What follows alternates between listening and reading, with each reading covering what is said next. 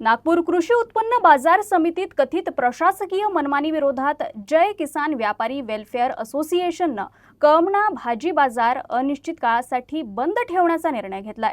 गुरुवारपासूनच बाजारात बंदचा परिणाम स्पष्टपणे दिसून आला। गुरुवारी सकाळी मोठ्या संख्येने किरकोळ दुकानदार आणि ग्राहक भाजी खरेदीसाठी बाजारात पोहोचले, मात्र बाजारात भाजीपाल्याची आवक नसल्यामुळे त्यांना रिकाम्या हाताने परतावं लागलं।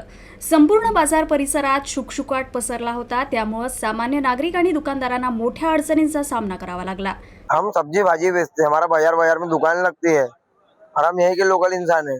हमारे बदौलत कुछ हमारे यहाँ दुकान करने वाले लड़कों का पेट पलता है, उनका परिवार पलता है।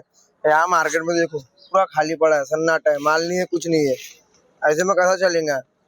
हर किसी का घर द्वार लगा है, हर किसी को पेट पानी लगा है। हम अकेले नहीं है, मार्केट में माल नहीं आ रहा, दलाल लोगों का आंदोलन चालू है।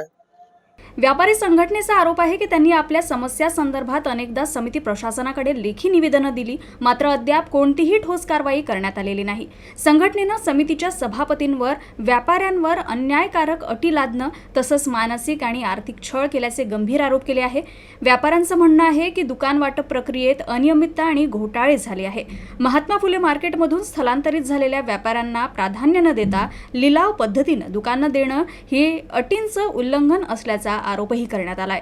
तसंच 90 वर्षांच्या लीजऐवजी 29 वर्षांचा भाडे करार लादणं, जबरदस्तीनं नोंदणी करणं आणि छोट्या दुकानांमध्ये 2-2 व्यापाऱ्यांना बसवणं यामुळे त्यांच्या व्यवसायाचं मोठं नुकसान होत असल्याचं व्यापाऱ्यांचं म्हणणं आहे। हा अनिश्चितकालीन बंद कायम राहिल्यास येत्या काळात नागपूर शहरात भाजीपाल्याच्या दरांमध्ये मोठी वाढ होऊ शकते, असा इशारा व्यापाऱ्यांनी दिलाय।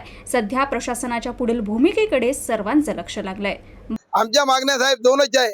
आम्हाला किरायाचे पत्र किरायेदार आम्हाला इथं बनायचे नाही आहे, कारण या 120 एकराच्या परिसरामध्ये कोणत्याच मार्केटला इथे 10 ते 12 मार्केट आहे, कोणत्याच मार्केटला यांनी किरायाने दिलेले दुकान किरायाने दिलेले नाही आहे।